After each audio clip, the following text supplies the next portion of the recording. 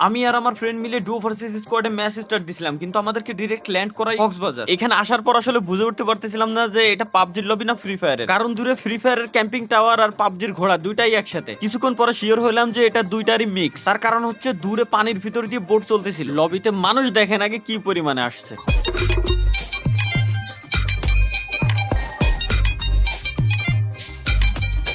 এইখানে আমি এমন একটা জায়গায় বসে ক্যাম্পিং করতেছি যে প্রত্যেক 10 সেকেন্ড পর পর একজন এসে বলে ভাই মেডিকিট নিয়ে নেন, অন্য একজন বলে ভাই ইনহেলার নেন, অন্য একজন এসে বলে ভাই ড্রিঙ্ক নেন, আবার কেউ বলে ভাই সুপার মেডিকিট নেন। এর মাঝেই আমার বন্ধু পকেটে হাত দিয়ে দেখে ওর গেম খেলার ফোন নাই। অনেক খোঁজাখুঁজির পরেও আমরা ফোনটা না পাই তাড়াতাড়ি কাস্টমার কেয়ারে কল দিয়ে গেমটারে আনইনস্টল করাই। I mean e wallet. যে অটোতে আমরা আইছিলাম আসার সময় একটা ফুটেজ দেখাবানি, ওই অটোর ভিতরে মনে হয় ফেলাই রেখে গেছে। ও বারে বারে কল দিচ্ছে, অটোওয়ালা কল রিসিভ করে না। প্রথমে কল কেটে দিছে, দেন পরে ফোনই ডিরেক্ট অফ করে দিছে ভাই। ফিসাবিল্লাহ বলে ফোন ছেড়ে দিয়ে লাগছে, স্যার আর কিছু করার নেই। যাই হোক, সবকিছু বাদ দিয়ে আবারও আমরা ক্যাম্পিং করা শুরু করি। ঠিক এর মাঝে কয়েকজন এসে আমাদের সাথে টিম আপ করা শুরু করে, সাথে আবার ওরা এতগুলা ফুলের তোড়া নিয়ে আসছে।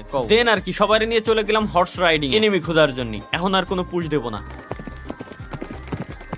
কিছু দূর যাওয়ার পরে কোনো এনিমি খুঁজে না পায়, দেন আমি ভাবলাম যে যাই দেখি সমুদ্রের তলদেশে কেউ গাড়ি নিয়ে জোন পুশ করতেছে কিনা। তো গাইস এখন প্রায় অনেক দূর চলে আসছে। অ্যাকচুয়াল যে কত দূর আসলে ওই দূরের বিল্ডিং দেখলে আপনি বুঝতে পারবেন যে কত দূর চলে আসছে আমরা এটা চালাই। আর যাই হোক, টিম আপ পার্টি সবাই নিয়ে আমরা চলে যাই আবারও মেডিকিট খাইতে, কারণ হেলথ প্রায় কমেই আসতেছিল। যাই হোক, সারাদিন পরেও আমরা কোনো এনিমি খুঁজে না পাই আমরা চলে আসলাম সরাসরি রাতের বেলায়। রাতের বেলায় এই জায়গায় আমরা মেডিকিট নিছি প্রচুর পরিমাণে, তাই দেখে নিচ্ছিলাম যে ওয়েট অ্যাকচুয়াল পরিমাণও বাড়ছে কিনা। পরে দেখি না, সবই ঠিকঠাকই আছে, উল্টে আরো কমছে। টুকটাক ভেন্ডিং মেশিন থেকে অনেক কিছু কেনাকাটাও করছি। পরবর্তীতে দেখলাম রাত্রে এখন একটা ঘুম প্রয়োজন। আর একটা জিনিস আমাদেরকে বলে দিয়েছিল, সেটা হচ্ছে কি রাতের বেলায় যদি আমরা বিচের দিকে যাই তো এই জায়গায় অনেক নষ্টামি চলে, চিন্তায় এগুলো চলে।